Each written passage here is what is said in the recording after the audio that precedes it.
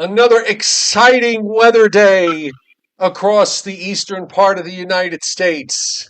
And there's another exciting day coming up for tomorrow before the weather turns boring and then maybe we get a shower Thursday night into Friday.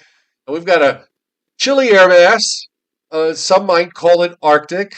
That's if they're stupid.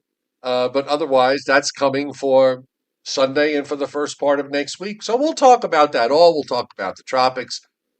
And why not? Right here on tonight's Joe and Joe Weather Show podcast. And you can support the Joe and Joe Weather Show podcast simply by shopping on Amazon using our referral link that's pinned to the top of the chat board. All you do is click on the link. It takes you to Amazon. You buy whatever it is you're going to buy. Amazon throws us some coin for sending you there. And it's helpful because that's why the Joe and Joe Weather Show podcast live version is commercial free. So we'd like to keep it that way. So thank you for those of you who have shopped our referral link on Amazon. And if you haven't yet decided on a weather station, then decide now on Tempest by WeatherFlow.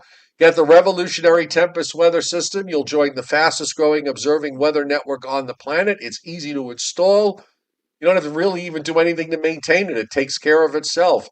The link for this is on the descriptor to this podcast on YouTube, right underneath the title of the show. Use the coupon code. Joe knows the coupon code. Summer 2025, Joe. Yes, and it's a magical coupon code because if you use it, you'll get. To quote Mike Waterhouse Bonsai on the chat board, and you get a whopping 10% off. Correct. So, this is really exciting stuff, isn't it? Well, sarcastically, I said before we went on to you, oh, well, we've got a really exciting, chock full of fun forecast and show on tap for tonight. And if we talk about everything, we just might be off by 8 o'clock. That's right. I mean, we get these long dry spells in the autumn, but usually they don't start until maybe the middle part of September, going into October, which is the driest month of the year. This one just got underway during the last 10 days of August, and it just keeps on going. It has been beautiful across our area weather-wise, and it looks like some nice weather continuing, although maybe a couple of bumps in the road, unless you want precipitation, which I think some people do, because it has been rather dry of late, and that will come our way. Guess what, folks? For the start of your weekend, probably on Saturday. In fact, it'll probably arrive here Thursday night into Friday. That's part one, and then part two, maybe later Saturday, a second surge of possible wet weather. But we'll see. Yeah. I went to Home Depot today in town, and the trees in town are already changing color. Well, that's interesting. There's some leaves dropping in my backyard, but I don't see any color on any of the trees yet. They're all 99.9% green for the moment. So, and I have known late summers and early falls where we've had changes. The colors have begun to show up here, but at least not in my vicinity, at least not just yet. Yeah, those those readings in the 40s last week, I think kind of helped things along here. Plus, the sun angle is getting lower and lower every day. So in the mountains here, if you're depending on what side of the mountain on, you get caught out of you miss out on some sunshine. Here today, I think it's 70 degrees right now. Let me just check to see what my high temperature was on my Tempest by WeatherFlow weather station, which I can check on my mobile device. Talk about a shameless self-promotion, Mr. Rayo. The high today, let's see. Right now it's 68 with a dew point of 64. Haven't had any rain yet. We had we had about a third of an inch yesterday and 8/10 of an inch the day before. The high today for me, 75.9. The low this morning, double nickels at 55. Well, it's interesting. We had, I believe, a 55-degree low here in Putnam Valley. But unlike you, we soared to 81 this afternoon. Wow. Yeah, it's it's I don't know how to describe it. I guess it's the quality of the air is so much better now that even when it gets warm, the dew points seem to be having a real tough time climbing, and that's one big plus. It's not like I could think back. I don't know about maybe 2, 3, or 4 years ago. We had a September into October where we had these ridiculous dew points in the 70s through the. I remember the latter part of the month and going into October, which was just atrocious. But you definitely you don't have any moisture access. The Atlantic is virtually cut off. The Gulf of Mexico is virtually cut off, and it's not like you're getting this return tropical flow up the eastern seaboard. It just doesn't exist. Well, the one nice thing is that we haven't seen much in the way of brush fire smoke from Canada in the last couple of weeks, and that has made for bluer skies and brighter sunshine, and all in all, a very, very nice stretch of weather that we have been enjoying here, along with the low dew points. And again, we'll see the humidities, the dew points coming up a bit later in the week, and that may eventually help to lead to some much needed shower activity beginning Thursday night and on into early Friday, and then there'll be a lull, and then we'll have another chance for more wet weather later in the weekend, probably later Saturday or Saturday night. Not one but two weather fronts are going to be affecting our area. The first coming through here early Friday morning, and then the second front coming on through come probably Saturday night. And once that second front moves on by, all the humidity and the warm temperatures, I think we're going to see readings Friday and Saturday, Joe, reach the low to mid 80s. And Right. we don't have too many more of those kind of days coming up. But once that second front moves through Saturday night, bing, we go down back into the mid 70s and dew points back into the 50s for Sunday. And it looks like a wonderful start to next week. As you pointed out yesterday here on Joe and Joe, a big Canadian high pressure system with a central pressure of something like 1026, 1027, which will be literally zooming right down and into the northeastern United States, making for really, great weather here again for Sunday and into the early part of next week. All right. Welcome tonight to everybody on the chat board. Those of you watching in the background, we give you a big hello to tonight's Joe and Joe Weather Show podcast. And we're normally here Sunday through Thursday at 7:35 p.m. No schedule changes coming up this week. So if you haven't yet subscribed to my YouTube channel, do so. It's free. And make sure you turn your notifications on. This way you don't miss us in case we ever add a show, which we sometimes do on a Friday or Saturday. And of course, Joe Rayo, it's so important to Joe Rayo that you hit the like button. Am I correct? I mean, you really live for the like button. Well, we'd love to see 100 likes. Of course, with this kind of weather and the fact that it's so dull, admittedly, we don't get as many viewers and we don't get as many likes. But still, if we can manage to get, way up there in the like department, that's very nice. I enjoy that. And I want to ring my bell, too. In fact, I'm going to ring it right Yes. now.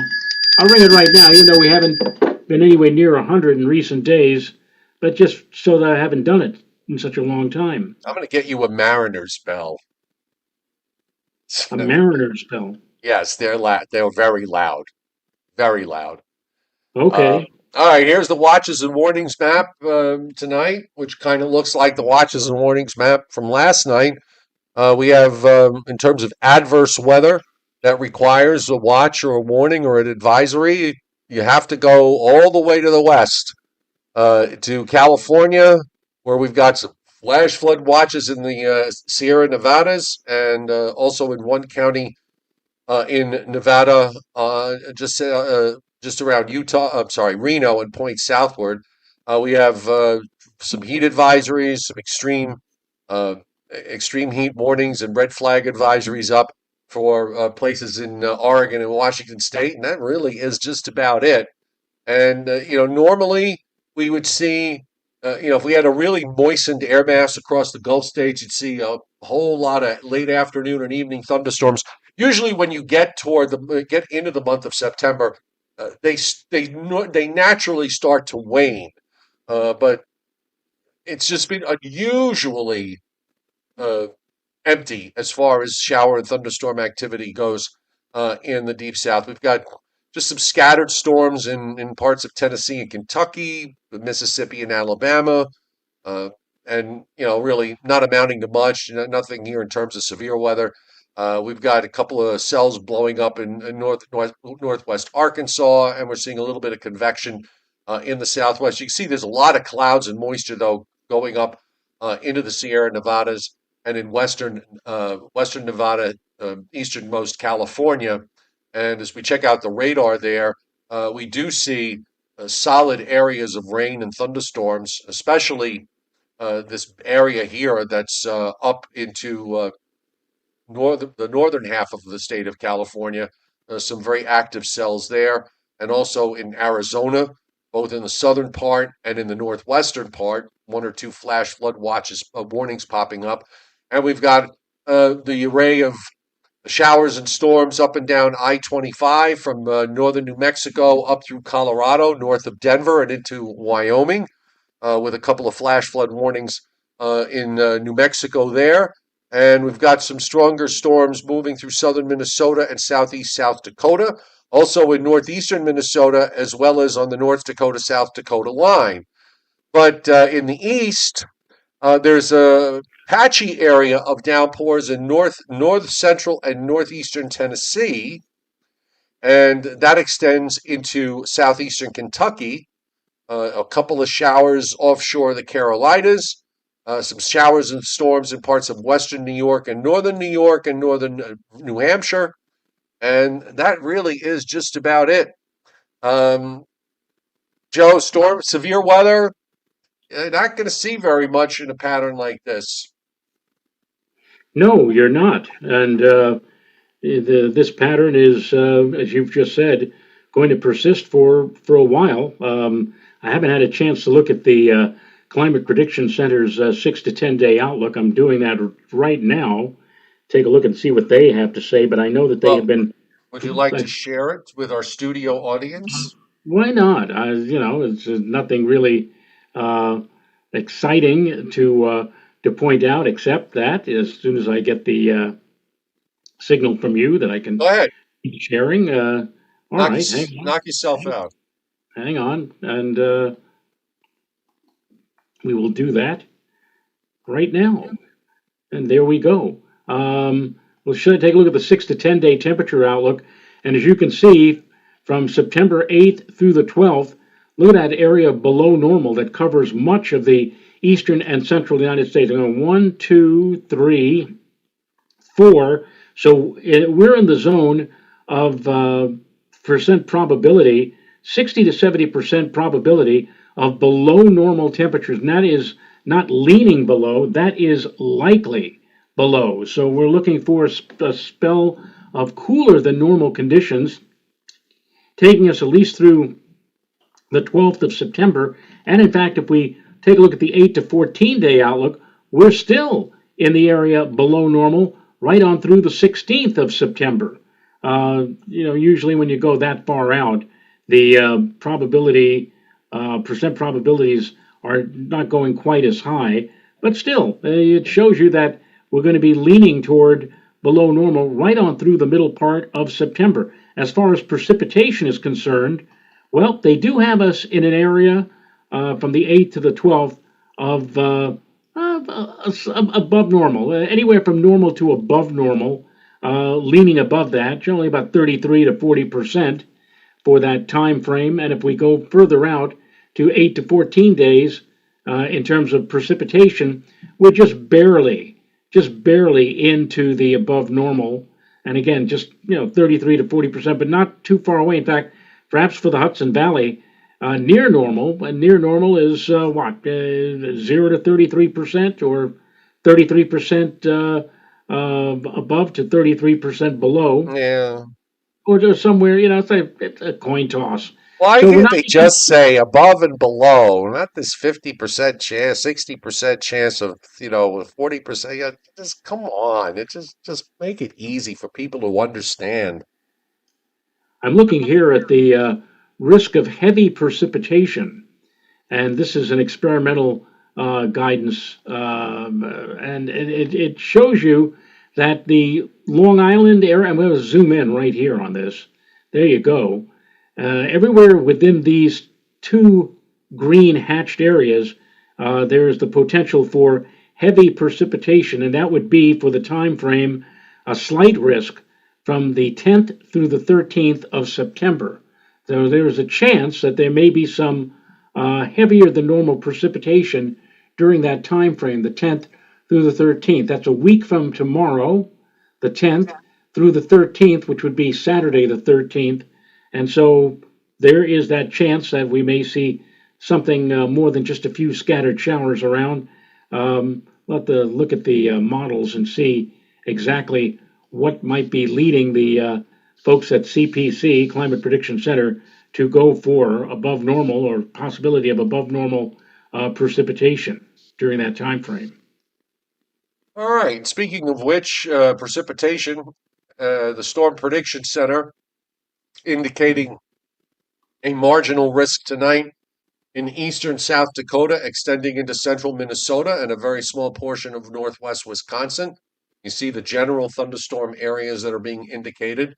Western and northern New York, parts of the lower Ohio, Tennessee Valley, and into the lower Mississippi River Valley, and in the southwest, and on up into California. Now, tomorrow, it's a marginal to slight risk in Kansas, central and eastern Kansas into western Missouri. Tornado risk is indicated to be less than 2%. The marginal risk surrounds that slight risk to some extent, but still up and down the eastern seaboard, except for northern Vermont, New Hampshire, and Maine, is no thunderstorm activity is forecast. You got to go all the way down almost to central Florida to find something, or at least down into through the Appalachians and points west for again general thunderstorm activity.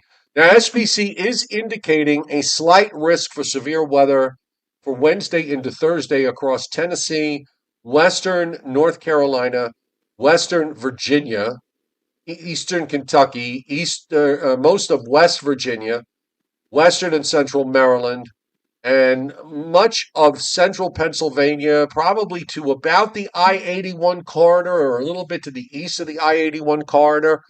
And then it kind of cuts off there right on the New York state line. And that is with this cold front, the first one that's coming.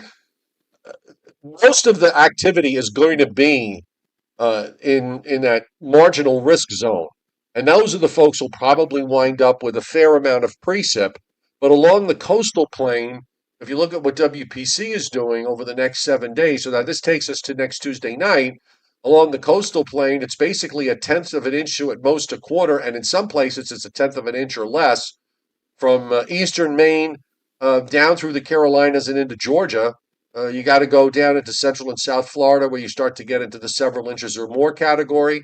But in the areas in inland Pennsylvania, upstate New York, you're looking at anywhere from a half inch to even some areas of an inch and a half plus. And that extends down the half to 3/4 inch area, extends down into Kentucky and Tennessee. Picks up again in Oklahoma, Arkansas, with an inch and a half plus there. Also, some tropical moisture. Now, there's a new tropical storm in the Pacific, Lorena, that we're going to take a look at shortly because some of the models are trying to bring that tropical moisture up across the Baja Peninsula and then streaming it into New Mexico and Texas early next week. The GFS in particular was showing that in a big way. The European, not so much, but that you get the situations like this sometimes where it happens, and you get that Pacific moisture from leftover hurricanes getting dragged north and northeastward. Now, here we are again. I mean, it's basically higher than normal pressures in the northeast. The flow has been onshorish, but it's been dry because the high centers have been over land and not out in Atlantic Canada. Old frontal boundary off the southeast coast, and here comes the cold front that you see there with a low that's north of Lake Superior. Just want to make sure I got the right map up. Yes, I do. And then that front swings eastward. So obviously, nothing much goes on tomorrow, except in that area that's swinging around with the front across Michigan, Indiana, and Illinois. And then by the time we get to Thursday afternoon, you see showers and storms upstate New York, central and western Pennsylvania, down the Appalachians to Tennessee and North Georgia. But the front approaches the coast, and most of the stuff, I mean, not all of it disappears, but a good chunk of it does. So I wouldn't anticipate much in the way of rain as that first front goes by. And here comes the next front, and this is going to have the cooler air. That doesn't get here till Saturday. Now, that probably has a chance of generating some showers and maybe a thunderstorm with that. And once that goes by, here comes the big high with the cool, dry air mass that's going to overtake pretty much all of the eastern states, going the eastern states and the deep south, getting into some cooler air and cooler dew points for the first part of next week. And that is a pretty large high pressure system from Canada. That's probably the biggest one we've seen so far. I mean, we've had some lovely weather over the last couple of weeks, but this high pressure system coming in truly is the biggest of the big in terms of how expansive it is and how looks like it's a nice cool air mass, nice cool and dry air mass. And again, that starts building in here on Sunday of this weekend and carries over probably into the first part of next week. So looking forward to that. All right, I got this is the surface of the Eastern Pacific. And right now, if you look, there's Hurricane Kiko, which is way out on the far left. And just south of the southern tip of Baja is Tropical Storm Lorena. And this is the European, where it just kind of drags it westward. Some of the moisture goes northward over the Baja Peninsula, but most of it just kind of rains itself out in that general area and doesn't move northward. Now, the earlier GFS has a stronger system, and it takes it inland over the Baja Peninsula, and it pushes the rain up into New Mexico and eventually into Texas, and then starts to shift it eastward, which is probably why the GFS has got a little bit more of a bullish viewpoint with regards to rainfall chances next week. It's lined up pretty much the same as the European. Maybe it's a little more robust with that front for Thursday, and then you got the Saturday front, which is also at least as robust as the European. But then it's got all this Pacific tropical moisture that it tries to bring across the Gulf states and then runs it up to the Ohio Valley a week from tomorrow. So that's where CPC is probably getting its slight risk from. Is Lorena coming in over the Baja Peninsula on Thursday night into Friday morning, and all that moisture spreading through the Gulf states and then eventually up the East Coast. But that would be a week from now. But that again, that's a dicey proposition. They got to get the track of that tropical storm correct with regards to whether this moisture comes into the United States or whether it just rains itself out over the Baja Peninsula and out and over the Pacific Ocean. It's interesting that normally up here, whenever we talk about, sometimes a rainstorm hitting our area, we refer to the potential of the remnants of what was once a hurricane or a tropical storm, either in the Caribbean, the Gulf of Mexico, or the Atlantic Basin. But this is certainly an interesting anomaly that we may be seeing potentially a significant rainstorm from a storm that actually is down in the Pacific Ocean. That, again, as you point out, John, you got the map up, is going to curve first to the north and west, then north and then northeast into northern Mexico and possibly New Mexico and Arizona and Texas.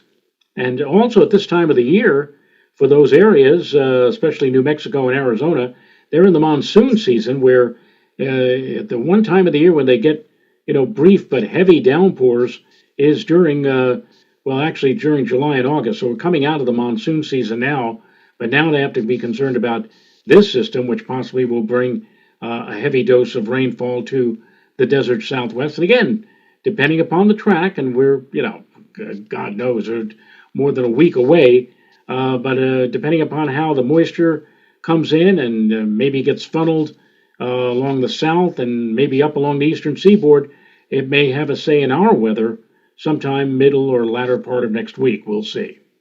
Lorena is at 19.8 and 109.2.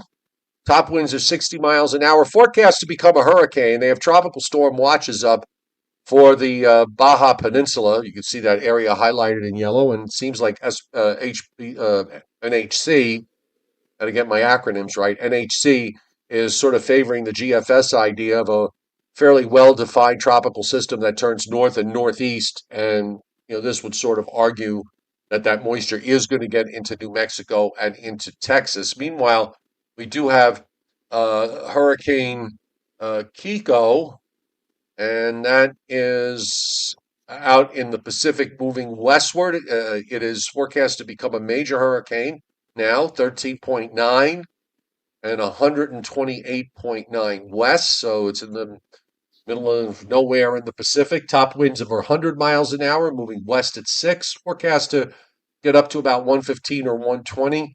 Like the Hurricane Center sometimes has tough times with storms out in here. They tend to overperform in terms of depth. So we'll see how this goes. And you can see the track gradually turning west-northwestward. It's not far enough west yet. You can kind of, actually you can't. You still can't see the Hawaiian Islands yet on this map. Well, you can, I think, is well. Wait a minute. Actually, that may be just a symbol. That's the NOAA symbol. The over up in the upper left. Yeah. Yeah. So you can't see the Hawaiian Islands left. Hawaii's at There you go. 155. So Right.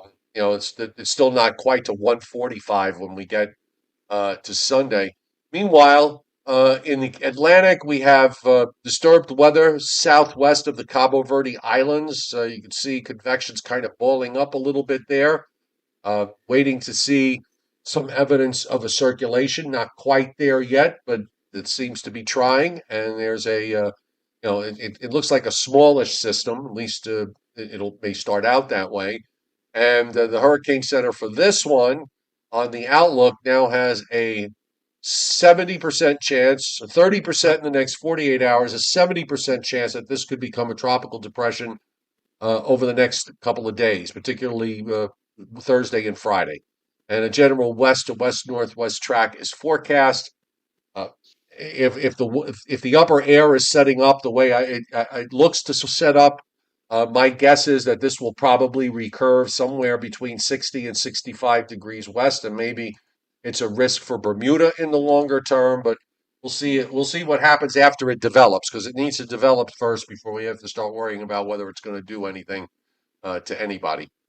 So It looks somewhat, not exactly like, but somewhat like the track that Aaron took, maybe a little bit more to the east as opposed to Aaron's track. But it could also mean, number one, if it does develop into a tropical cyclone, it'll get a name, and the name will be Gabrielle. And if it develops and is as strong or close to the strength of Aaron, once again, we'll see a rough surf develop along the Atlantic seaboard, just like Aaron caused. So, but not a direct hit, not a direct landfall. all right. So, Well, we'll I'm see. just putting up. I'm just putting up this GFS run, which takes it. We saw what happened with Aaron, where the models were recurving it at 60. It wound up getting almost to 75 west. So I don't want to say unequivocally that there's going to be another recurve. There's going to be a frontal boundary off the East Coast again. So that's going to be somewhat problematic in terms of trying to figure this out. But you can see what this model did, which is kind of crazy. It takes it right over Bermuda, and then it turns it northwest. It actually turns it west, almost westward to I don't just see what. southeast of Cape Cod, and then it goes up to Nova Scotia. So, Well, are you posting any maps on this? Because I don't. oh We're yeah, I'm not sorry. Um, I forgot to flip that back.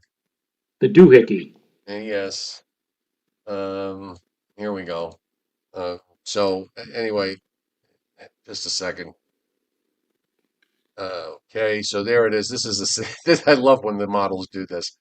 Look at that. I mean, it hardly ever happens where you get something that goes like this to Bermuda, moving north northeast, and then it turns northwest and west, and then it goes straight north northeast from there. It's just a really bizarre solution here. Funny to look at, I suppose, but it does develop it into a hurricane down the road. And on this run, it looks like the curve is going to be somewhere between 60 and 60. The wall is going to be about 65 degrees west. Uh, we'll see if that winds up being the point where the systems will turn northward, or if it's another one of these that winds up getting further west than initially advertised. So there you have it. Okay, you got Briller Jeopardy, don't you? Yes, I do. Okay, let's I do it. I do, and we'll get it up as soon as I can get the various. Let's see, switch now, and go to here, and go Go there, there, you and go up, you go down. He's left, well, it's right, whatever. it's to the north, it's to the south. All right. So on this Briller Jeopardy tonight, we're talking about average high temperatures in September, and we have 5 cities plus a bonus city. Average high temperatures in the month of September for the following cities. We'll start with Hotlanta.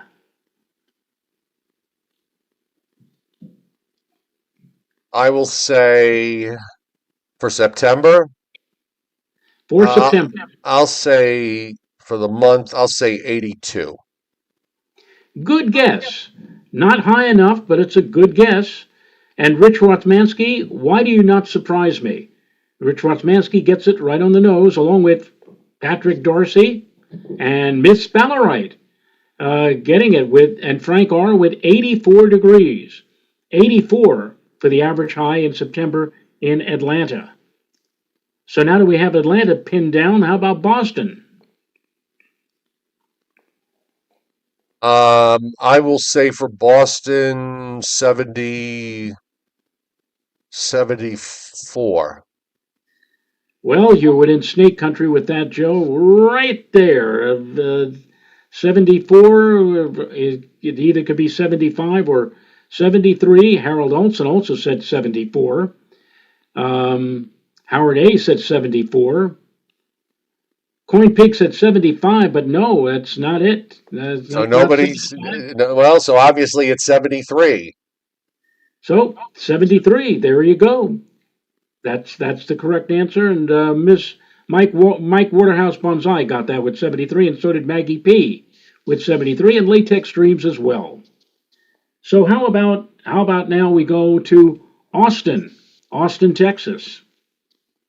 I'm sorry, what did we say for Atlanta? 84. I'll say for Austin, I'll say News Radio 88 WCBS New York. Again, a pretty good guess, but not quite high enough for Austin. Well, and I will tell you that we already have a winner on the chat, 2 winners actually on the chat board here. Anthony and Christina Pedia? No, Bobby Livingsworth and Howard A. Howard A. And Scalera and R, the 2 Franks, 91. Yeah, 91. Imagine going to a place where it's September, you figure things are cooling off some, and it's still averaging 91 for an afternoon high. Right. Ugh. How about Buffalo? What did we say for Boston? I forgot. 73. Buffalo, I will say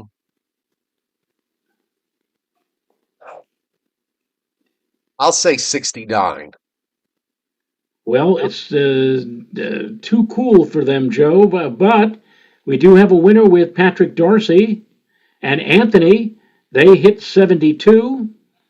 There you go. 72. Yeah, I was struggling whether to go below 70, and I figured, all right, I'll take a shot.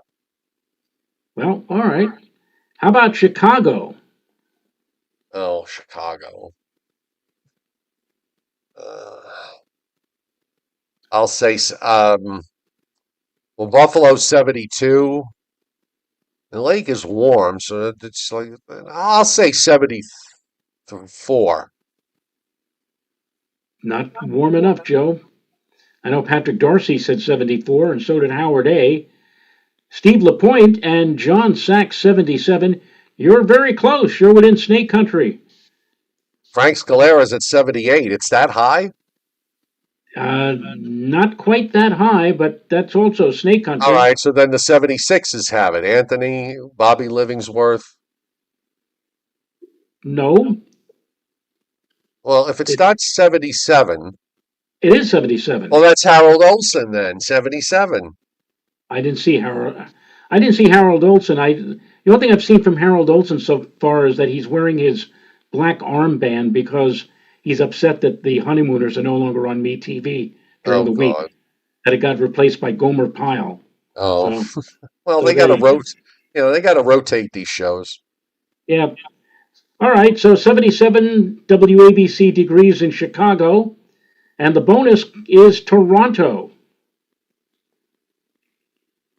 And Buffalo was what? Buffalo was 72.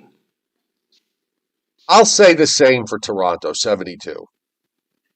A good guess. That puts you in snake country though, but Toronto is not 72 like Buffalo. It is Well, it's either a either. degree higher or a degree Well, Miss lower. Fowlerite has 73 and Lou Arizio has 71. Mr. Arizio gets it with 71. I didn't ring the bell at all for anybody, so I'm going to ring it right now for all of you who right on the mark with all of these temperatures. But there you go. Ding-a-ling-a-ling. All right. Well, I guess we'll wrap it up. I really don't have much to say, so which is unusual, but sometimes that happens. So we will be back here tomorrow night at 7:35 p.m. Eastern Time. So enjoy your night and enjoy your Wednesday. With the Monday holiday, it always throws me off just a little bit. Um, uh, but Yeah, last night was very funny. Last night, um, Renata said, "Turn on turn on channel 2 at 7 o'clock." And I said, "Why?" He says, "60 Minutes." She always loved 60 Minutes, and she thought yesterday was a Sunday. oh yeah, yeah. No, I get thrown off, especially around Christmas and New Year's.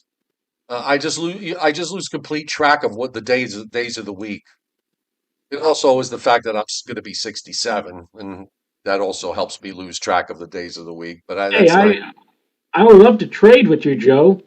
I'd love to be 67 Yeah, but again. your mind is sharper than mine is right now. So I Really. I would take that trade. All How right. about this? David Scott on the chat board wants to know: don't you have any pull at Pix 11 to get the honeymooners on more often? Me? LOL. Why would I Well, have any? Why would I have any pull there? you were on Pix 11 for many Well, years. clearly, if I had pull, I'd still be there. Maybe if Chris Semino, and I don't even know if Semino watches us, but if Chris Semino is Oh, he's watching, glued to this. He's glued to the Joe and Joe Weather Show podcast. so Chris, you've got poll. You're a famous weathercaster at Pix 11 now. Why don't you see if you get? Patrick Darcy wants to do the unthinkable. Yeah. Well, Oh. Oh. took it, it took you a while to get that one, didn't you? I had to scroll down again. Yes. All right. Well, before I get myself into trouble, we'll see you all tomorrow night. Bye bye. Good night, folks.